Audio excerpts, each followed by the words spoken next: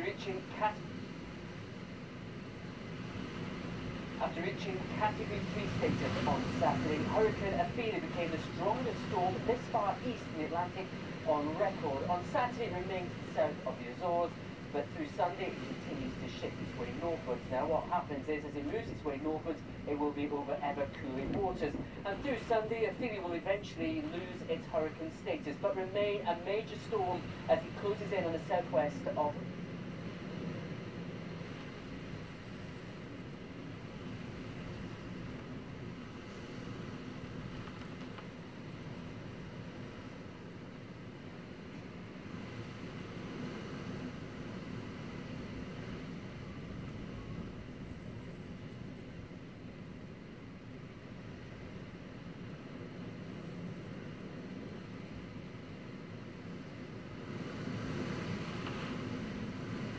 about 5 hours from the east coast of the U.S. It's beautiful. It really is beautiful, absolutely.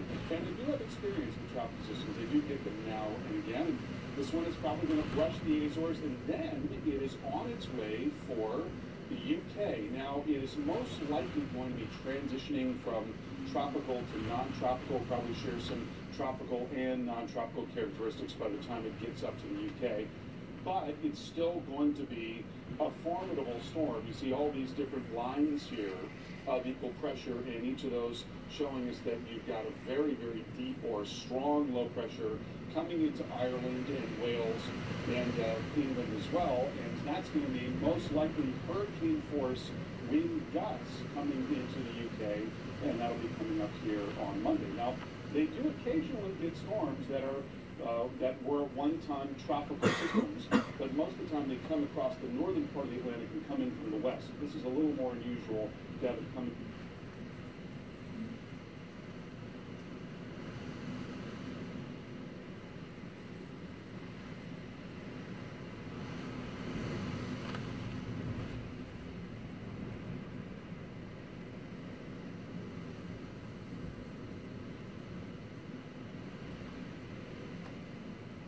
The National Emergency Coordination Centre. Their chair is Sean Hogan, also representatives from other state agencies speaking. The Coast Guard are in precautionary mode this morning, and we are continuing to broadcast safety messages to shipping, and all vessels are either in port or sheltering. To reiterate the public safety messages, we advise all people on the coast to stay away from the coast, stay away from harbours, stay away from promenades, stay away from piers, stay away from cliffs, stay back from the sea. Now this morning the Coast Guard responded to 3 incidents already, and I appeal to recreational users of the water to come off the water and stay in. We've sent out the RNLI, Coast Guard teams and the Coast Guard helicopter this morning to 3 incidents. One to escort a yacht into Galway Bay, one yacht is under tow with 2 people on board into Rosslare, and I have a number of kite surfers up in Blackrock and County Loud who have now come off the water. So I'd like to reiterate to those recreational boat users to stay off the water. This is an unprecedented weather system that we're going through. You have not experienced this before, so come off the water. So my message is be safe, be sensible, and be careful. Thank you. Okay. Thank you, Eugene, for that. And we all echo those particular sentiments around this table. Okay, can I ask the spokespeople just to step in here?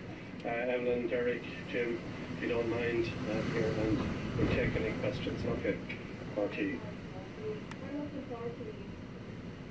Monitoring the situation.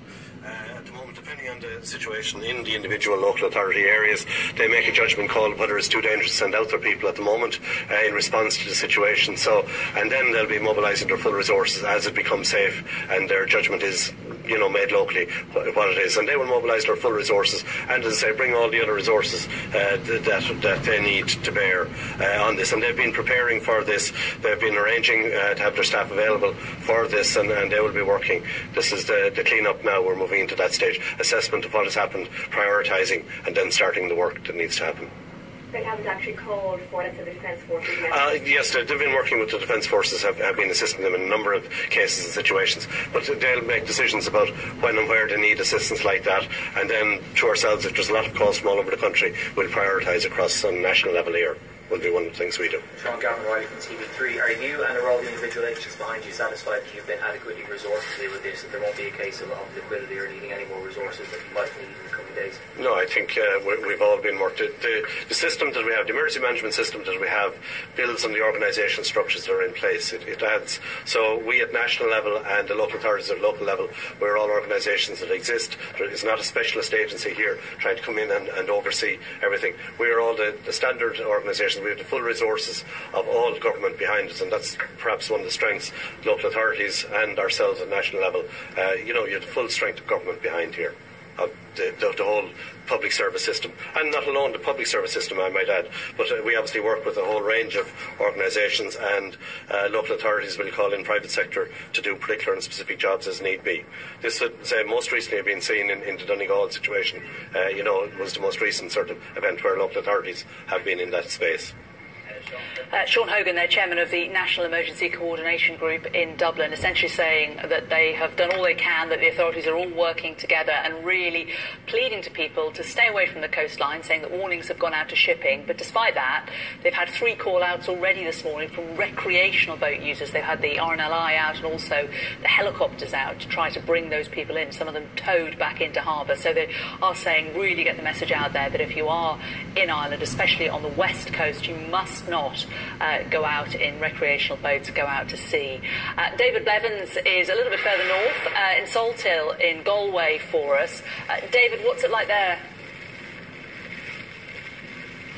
Well, Jane, I think we can safely tell you now, without any fear of contradiction, that Storm Ophelia has arrived on the west coast of Ireland and arrived in force. It changed track a little earlier this morning. We thought it was going to make landfall initially in the southwest corner, but then the Met Office advised us that it was here in Galway, in the Midwest, and perhaps a little bit further north, even in Mayo and Sligo and Donegal, that we're going to bear the brunt of this storm. And we are beginning to experience that right now. I can tell you that the Irish Police Service has, in the last few minutes, closed the main promenade to traffic here in Salthill. They are advising people to stay away from the coastline, but extraordinarily we are witnessing tourists here moving right out onto the coastline to take photographs as the storm approaches. And that's why we have in the last hour heard from the Irish Prime Minister again, reminding people in a national televised broadcast that we are in the throes of a national emergency. This is, in my experience, an unprecedented red alert extending right across the entire country. There is no public service unaffected. Schools have closed. Outpatients appointments have been cancelled. Court sittings have been suspended. And we're hearing now that just about every bus, train and tram service has also been suspended. More than 100 flights have been grounded as well. And needless to say, there are no ferry services operating either. So people really are being urged to heed the warnings being issued now by the National Emergency Committee that's been meeting in Dublin, who we've been hearing from in the last few minutes, telling people really this is far too serious for them not to heed those warnings. They really, if they've gone to work, for example, the Taoiseach says they need to stay in work now until this storm passes, because it's going to continue for at least the next 3 to 4 hours and then hit Northern Ireland, where there is already now an amber alert already in situation. OK, David, thanks very much. Stay safe. Don't get too close to the water. Our weather presenter, Nazneen Ghafar's here. And Naz, we can see from the map where it's coming from.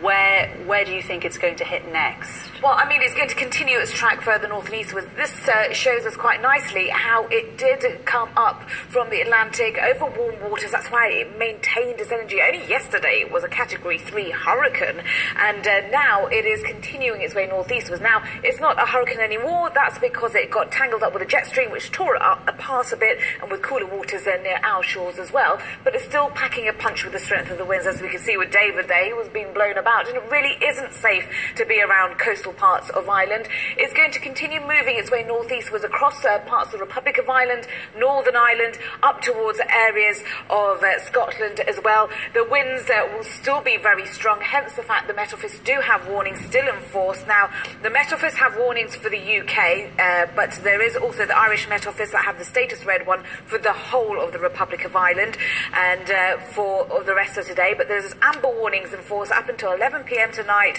for Northern Ireland, southwest Scotland, the north and west of Wales. There could be gusts up to around 80 miles per hour, possibly in excess of that, because we've had up to 82 miles per hour just recorded around the south coast of Ireland. And there are also widely bigger warnings, yellow ones, and they are to be prepared really for parts of the southwest of Wales, northern England, Wales, southwest England and Northern Ireland. Again, these areas, not just today, not just tonight, but tomorrow could still experience very strong winds. And the strong winds could cause some seriously large waves around the coast, so it's really not safe. People really do need to not go there, because that's going to cause coastal flooding issues, travel disruption likely for this evening's rush hour as it heads towards Northern Ireland and then towards Scotland for road, rail, air and ferry crossings.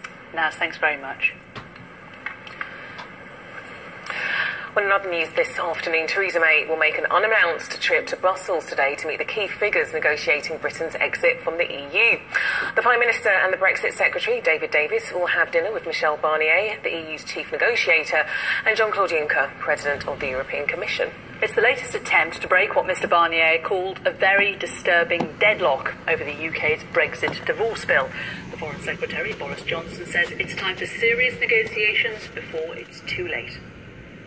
It's ready for the great ship to go down the slipway and onto the open sea, and for us to start some serious conversations about the future and the new relationship, the deep and special partnership that we hope to construct, and I think will work very much in the interests of both sides. We made a very good offer. We made a very fair and we think it's a reasonable point of view that we're outlining. Let's give them that reassurance. Let's put a tiger in the tank. Let's get these conversations going and stop letting the grass grow under our feet. So we hope very much that our friends and partners will take that message and really begin some serious negotiations. Well, our Europe correspondent Mark Stone is in Brussels for us this afternoon. But first, let's head to Downing Street to join Tom Rayner. And Tom, we're saying it's an unannounced visit, but Downing Street saying actually this is always in the books, always in the diary.